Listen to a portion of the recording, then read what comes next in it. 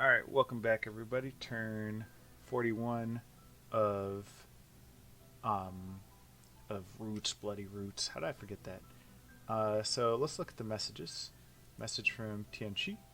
Um, we'll come back to that. Message from Abyssia. So this is fascinating. Um, so Abyssia knows it's the beginning of the end for him, and so he sent everybody an owl quill. So Uh, I wasn't expecting to receive one myself. I figured he'd be kind of bitter, but hey, uh, that is funny and fun. So cool. Um, this is for Satis, I believe, and then this is Tianchi. He prophetized a commander. That's interesting.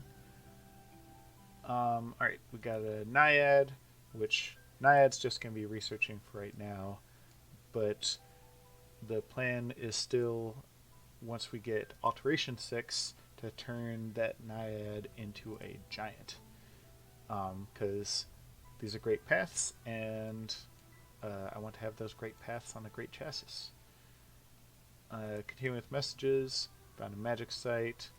I think that's this Lilium Vale. Always happy to see more magic sites. Um, Again, I am disappointed in the sites that I found this game. Like here, I've searched every path to at least two, and I found one magic site. I guess Highlands don't have more magic sites, so I take it back. But I'll continue poking around and hopefully can find more. Um, Reclaim Salam. Let's go ahead and view this battle. So this is where Abyssia parked a bunch of Spine Devils on top of my fort. Um, this is my pocket knight rushing out to cause trouble. I've got some sacreds and my prophet. Um,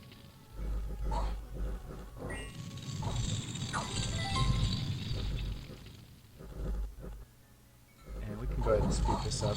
So we're going to win.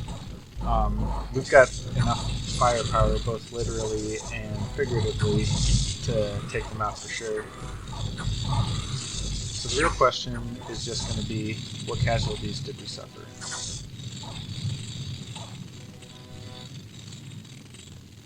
As we're running down this guy, and then my god was here too. I forgot about her.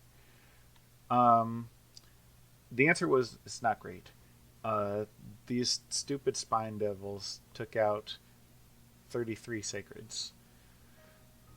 So I should probably have been smarter about when I sent in. Like if I just sent in only one of the thugs, then I probably could have gotten the job done more cheaply. But c'est la vie.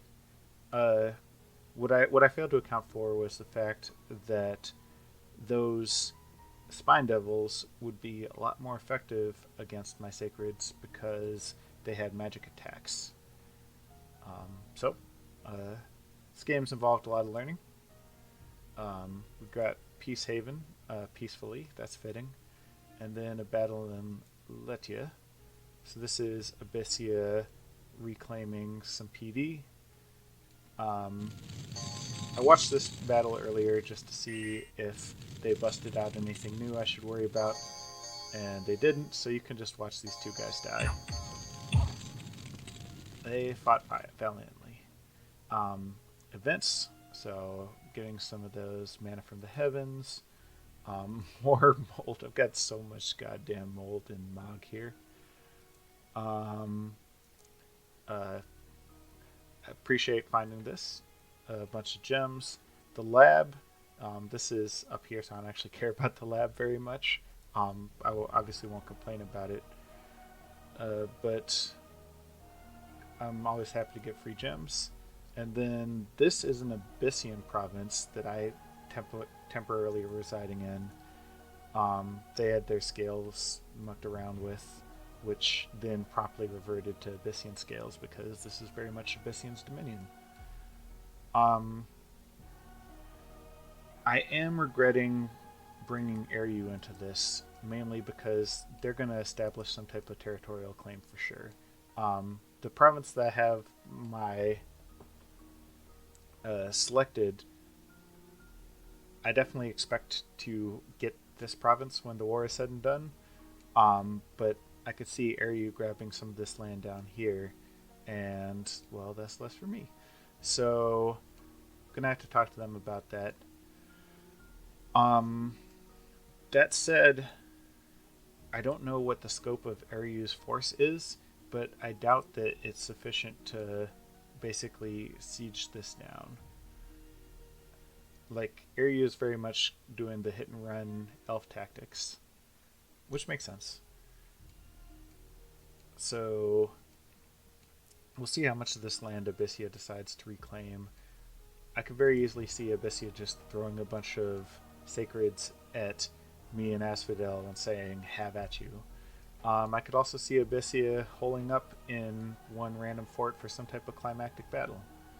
As we kind of scroll around through these, we do see that Abyssia was kind of low on forts. Like, they have a fort here, here, and here. They did not fort up in this area. I don't think that they have a fort back here. Maybe they do. So they have a good amount of land, but it's not great land. They're not getting a lot of money, both because their scales suck and because they haven't put forts, and forts act as an income multiplier. So in case, I'm sending dudes around. I'm a little bit more careless just because I don't expect Abyssia to really trot out of their fort and come after me. But they can surprise me. They can always surprise me. Let's see. Anything to report out east? There's still some siege. No actual combat out here. Scouts.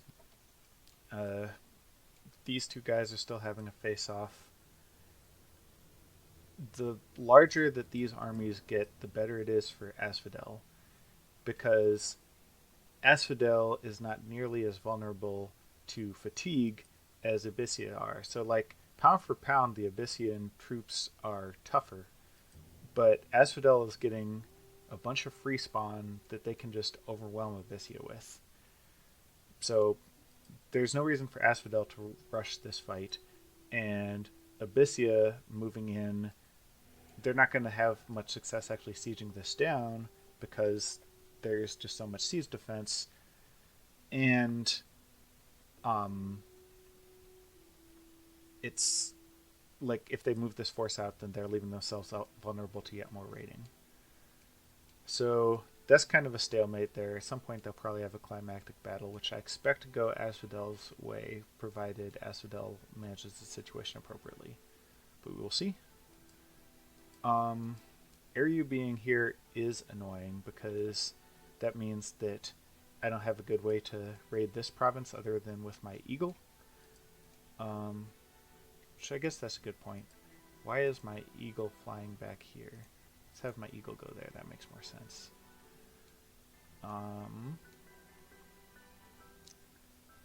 Let's see. I don't think there's much else to report. We already talked about research, continuing to summon more dudes, do some preaching, that sort of thing. So yeah, I think everything is continuing apace. And I will see you on turn 42.